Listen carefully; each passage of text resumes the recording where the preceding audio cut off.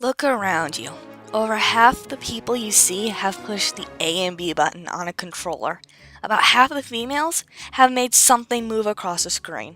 People clock in about 3 billion hours of gaming worldwide.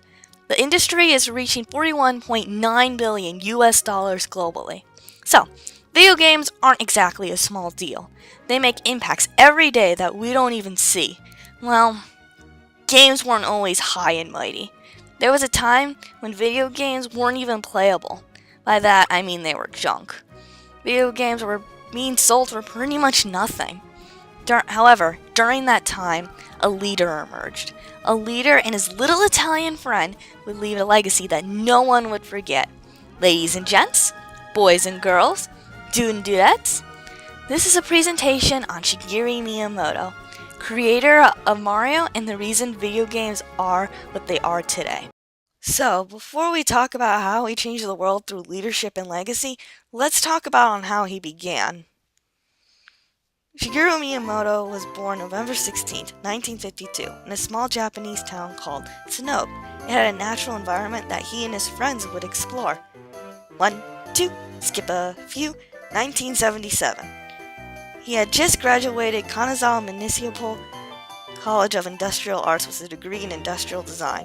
He originally wanted to be a manga artist, but fate obviously had other plans. In the early days, he worked on games such as the Color TV and the Radar Scope. Never heard of them? Most likely because they failed terribly here in the US. So, Hiroshi Yamauchi, the president of Nintendo in the 80s, had all these unsold arcade systems, and the company was in danger of sinking. He tasked Miyamoto to make a new game out of all these unsold arcade systems.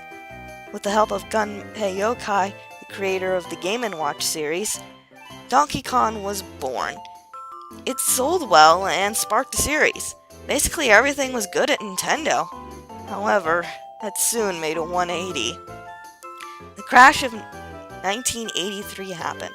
That was a time when many video game companies lost a lot of money and went bankrupt. One of these companies was Atari. They actually sort of started the whole crash and also went bankrupt.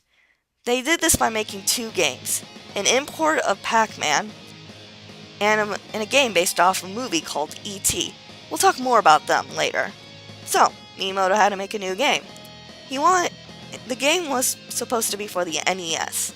He wanted to base the game off the hero/villain of the Donkey Kong series, Jumpman. Well, first he changed his name to Mario, after his landlord Mario Segale.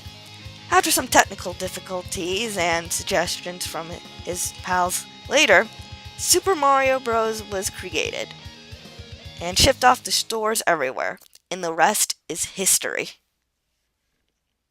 Now we can talk about the good stuff. Miyamoto's leadership and legacy can be seen through his three biggest contributions to the video game industry. First, he infused his creativity in a tech-driven field. Games back then weren't very creative and made no sense. They were mostly just a couple pixels moving around with no goal. Miyamoto changed all that by focusing more on the detail and making sure that everything made sense to the player. Second, he redirected Nintendo into the video game field. Back in the 1970s/80s, Nintendo, with the exception of the Game & Watch, was pretty much failing in the video game department. Thanks to Miyamoto's creativity, he showed Nintendo how to make a good game, and also how to make a good game for the future. Third, he made games for the users, not for business. This is the most important thing he did. Back then, the producers of video games didn't care what went into game. As long as it made money, they were happy. This led to the crash of '83, since the producers didn't care if the game was good or bad and shipped it off without making sure it was acceptable. Until someone thought, what will the consumers want in a game? Miyamoto goes through this thought process every time he makes a new game. That's what makes his games so much fun. He cares more about the people who play his games than the money he makes from them. That's pure dedication right there. Two of the many important aspects of the game today is plot and setting. Why are you doing what you're doing?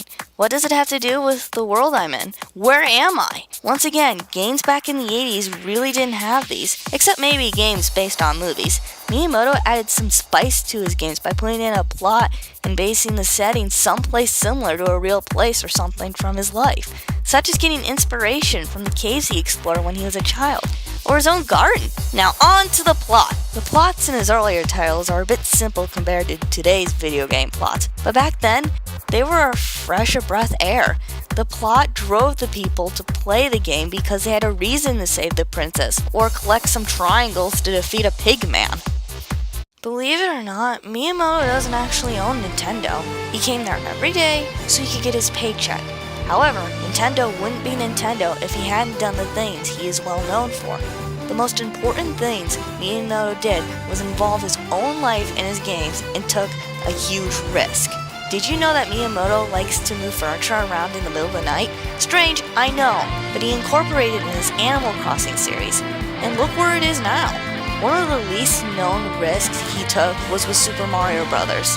Back then, it was extremely complicated, and his co-workers suggested against it, but he went for it anyway, and now it is the most popular game of all time. It's a safe assumption that video games wouldn't be what they are today if it wasn't for Shigeru Miyamoto's creations. Heck, they might not even exist at all.